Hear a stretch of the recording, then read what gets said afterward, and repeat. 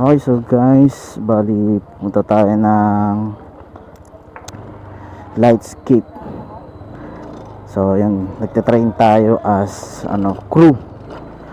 So yun sa mga lightning, sa pagse-setup ng lights and mga camera guys. So yung marami silang yung Lightscape guys, marami silang hawak na mga big company. So gaya ng mga TVJ, gaya Itbulaga, so, at marami pa iba. So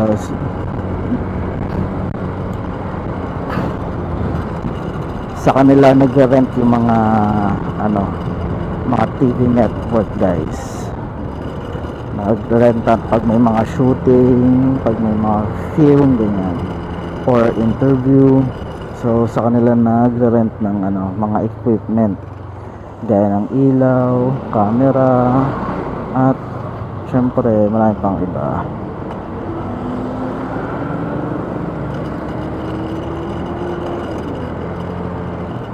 Ay nako, ang putik pa pala dito sa Balubad guys.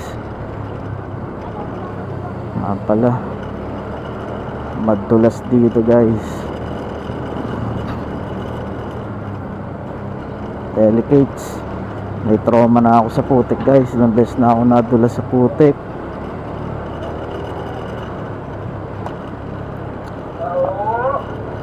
Sakit sa mata. Ayun o, kita nyo no, ang putik guys o. Paglagpas natin ng kotse, sakit sa mata, kakapuwing. So dito tayo daan sa gilid guys. Dito na tayo daan sa gilid.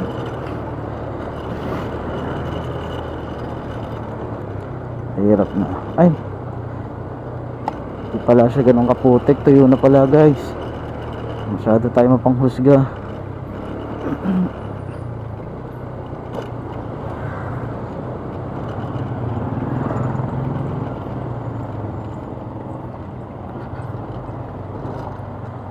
So yun na guys, so yan yung mga madulas minsan yan.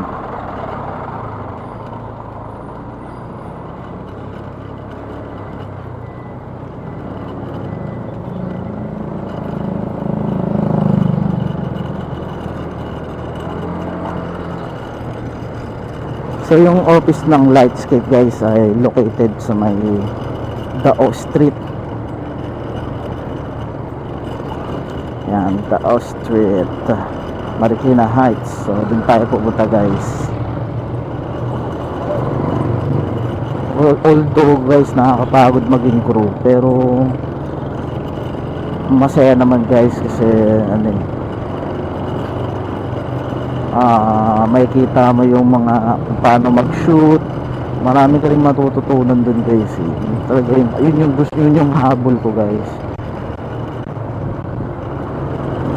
Okay naman yung sahod, above minimum yung sahod niya guys, dahil nga mahabang oras siya. Pero di ka naman siguro mahabang oras nakatayo, trabaho ng trabaho. Pagkatapos mo mag-setup, syempre pahinga ka na, antay mo matapos yung shoot, ganun lang. So nakakapagod lang siya guys pag una sa setup, tsaka yung pagligpitan na guys.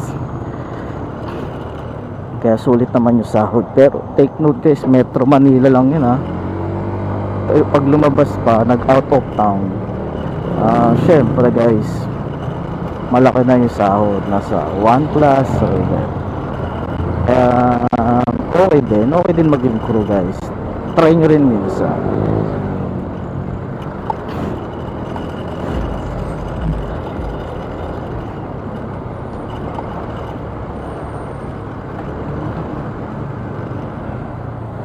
At saka kinagusto ko dun guys, pag may mga shooting na out of town, minsan stay in. So depende, minsan 20 days kayo mag-stay. Libre lahat guys, wala kang babayaran. Libre lahat. Libre na yung pagkain, tutuluyan, wala kang gagastusin. So di mo magagalaw talaga yung sahod mo doon. Plus, dahil out of town siya, nasa 1 plus yung sasahurin mo talaga per day guys, take note, per day. At ang masaya pa kasi doon guys, talagang mamimit mo personal yung mga artista na napapanood mo lang sa TV, no? So yun yung napakasayang experience guys. At mamimit mo rin dun yung mga director. Pag natipuhan ka, nako, talaga instant artista ka. Kaya pag kailangan nila ng extra, extra ka, ganun kalupit guys, extra ka lang ng extra.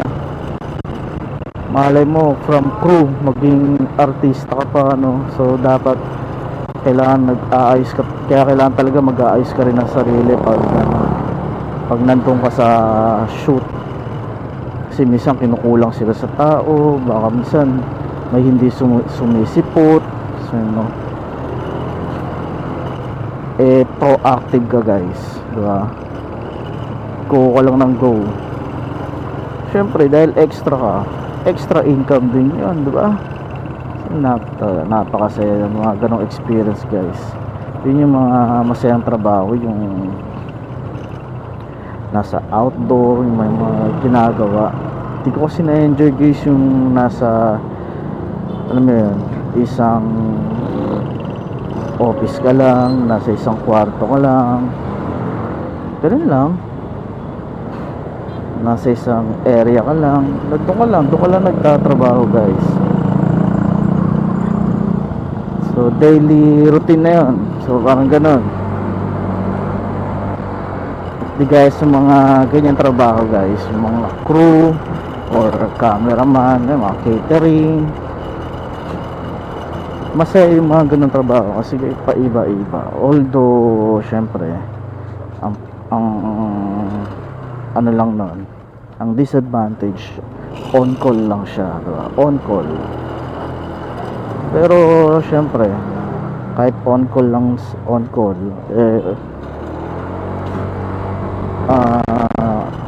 ang mga shooting naman tumatagal ng ilang araw, diba? Tumatagal ng linggo, so matagal din kahit on call lang siya. Pero syempre pag may regularization, tama ba? Meron pwede ka rin ma-regular sa lightscape guys kapag okay yung performance mo. So syempre simula lang muna tayo dahil wala pa tayo masyadong alam. First time nating mag-apply sa ganyang trabaho, no? So simula muna tayo sa basic.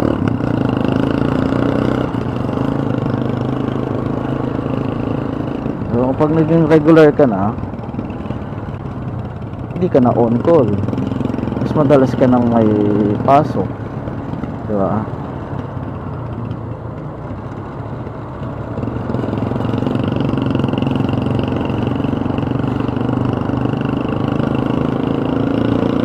Ganun lang din naman yun. So kumbaga madalas din ang pasok sa kahit on call ka, madalas pa rin ang pasok mo sa as crew dahil nga lalo na pag kilala yung company, sunod-sunod yung project. So nandito na tayo guys sa Concepcion. Dito na ako dumaan sa shortcut guys dahil mas safe dito kaysa sa highway, no? Ang pasok ko ay 9 o'clock, 8:59 na. So ang lupet. Huwag niyong tularan yun, 8:59 tas 9 ang pasok. Sensya na guys, nag-prepare kasi ako ng baon ko guys. Sa totoo lang guys, ayoko talaga kumain sa karinderya. Hindi ko lang trip guys kasi mapili ako sa luto eh. Mapili ako sa luto guys. Mas na-enjoy ko kasi ang pagkain kapag kapag ako'y nagluto, o di kaya kapag alam ko yung, o di kaya kapag yung karinderya, alam ko pa ang sarap ng luto niya guys. Talagang hindi tinipid sa ingredients, no. Karamihan kasi sa mga karinderya tinitipid yung ingredients. Sinigang, dadami ng sabaw kahit wala ng lasa, yung nilagang baka, kumbaga hindi siya enjoy pag ganun guys. So yan, dito na tayo sa Meralco, Marikina Heights na tayo. Meralco, let's go. Buti na lang na-go. Wala ako, magkaantay pa tayo ng 10 oras guys. Wala ako, malilate tayo eh. Late na nga tayo, malilate pa tayo. Medyo bilisan na natin guys, no. Haharurot na tayo. Nakakaya naman kay Master.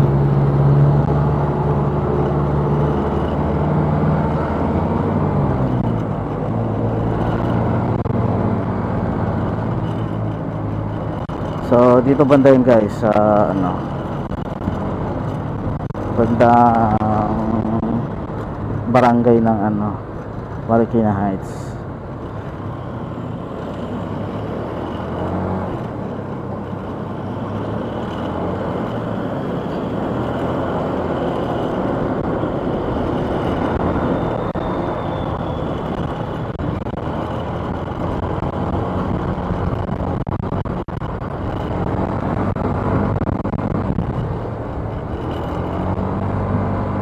So dito na tayo sa barangay ng Marikina Heights. Kakaliwa tayo dito guys para makapunta tayo sa may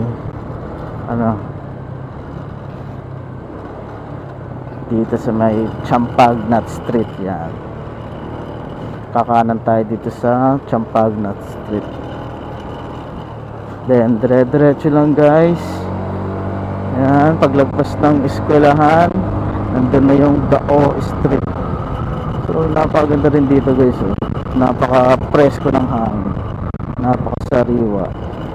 So ito na yung school, yung landmark guys. So yan, yung school ng school ano ba yan? Elementary school ba yan? Tingin ko elementary yan guys. Yan yung landmark. So ito yun guys, wow, ganda ng studio nila. Lightscape. Yun pa yan, daming motor. Walan tayo ng parking guys.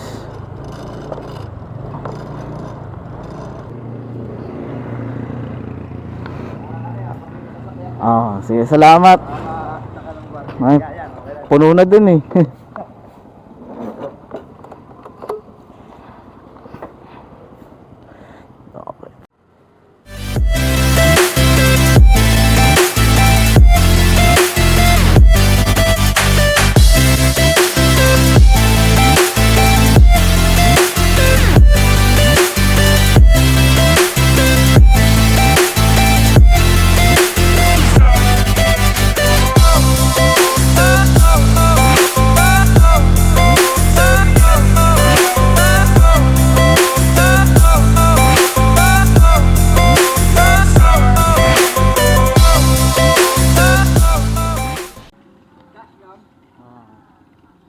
So yun guys, pauwi na kami.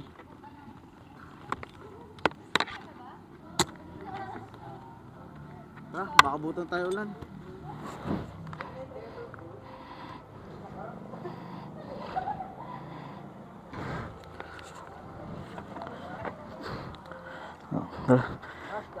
Hindi. Bablog, motovlog. Okay, so guys, pauwi na kami. Yon, mukhang uulan, baabutan kami ng ulan guys. Tara, baabutan tayo ulan. Daw makapag-vlog pag umulan.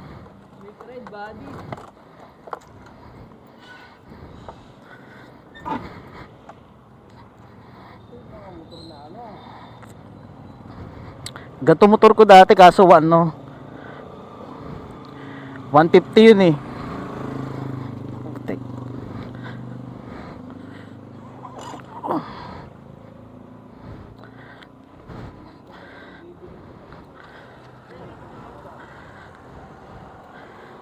tol.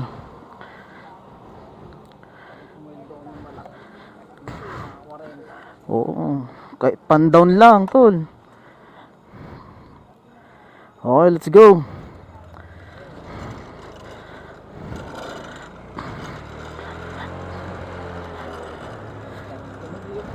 Wala akong dalang extra helmet eh. Saan tayo dadaan? Yo. Bukas ano daw lesson? Audio? Ay, Wala pa. Sa Monday pa yun.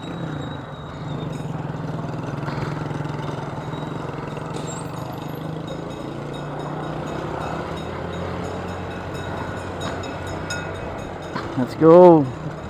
Wala sana tayo madaan ng pulis.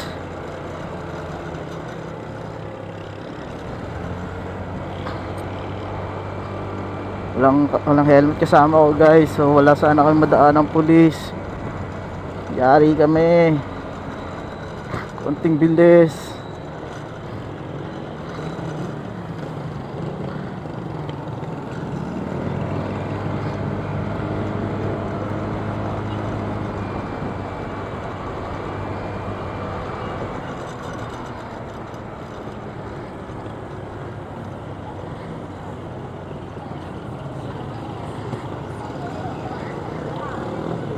Oh, yeah, mali popcorn binibili. Let's go. Fast.